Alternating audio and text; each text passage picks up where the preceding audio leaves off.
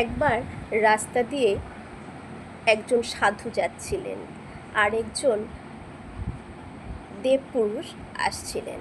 তখন সেই সাধু বা সন্ত তিনি জিজ্ঞাসা করলেন যে আপনার হাতে ওই দেবপুরুষকে, আপনার হাতে ওই ডায়েরিটা কিসের?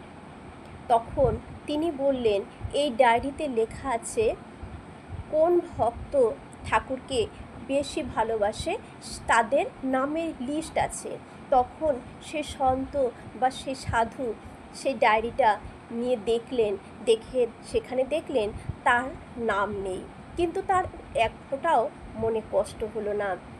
তিনি ঠিকভাবেই একইভাবে সাধনা করলেন, ঠাকুরের নাম জপ, ঠাকুরের বিধিবিধান মানা, তিনি যেভাবে বলেছেন সেইভাবে চলছেন তিনি।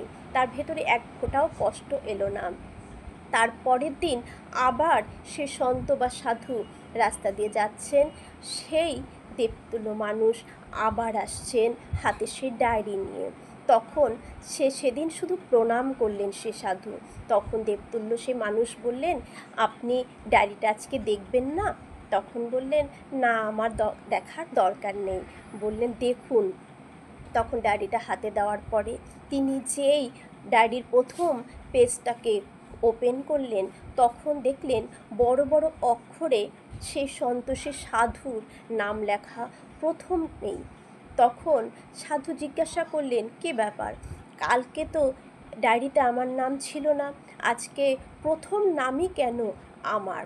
তখন সে দেবতুল্য মানুষ বললেন যে কালকের ডায়েরিটা ছিল কোন কোন কোন ভক্ত ঠাকুরকে বেশি ভালোবাসেন তাদের নাম, কিন্তু আজকের ডায়েরিতে আছেন ঠাকুর পরমপিতা পরম পুরুষ তিনি কাকে কাকে ভালোবাসেন তাদের নাম।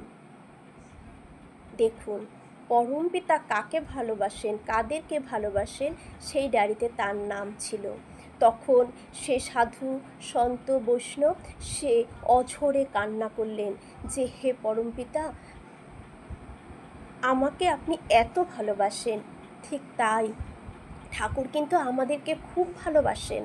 কিন্তু এই সাধুর যেমন আগের দিন নাম না থাকাতেও তার ভালোবাসার, তার ঠাকুরের প্রতি বিশ্বাস নিষ্ঠার এক ফোঁটাও যেমন ঘাটতি হয়নি, আমাদেরকেও কিন্তু এই ঘাটতি আনলে হবে না। আমাদের অনেক সময় ঠাকুর পরীক্ষা করেন নানা কিছু দিয়ে। তখন যদি আমি বলি যে কোথায়, আমার তো কিছুই হলো না, আমি এটা পেলাম না সেটা পেলাম না, আমার বিপদ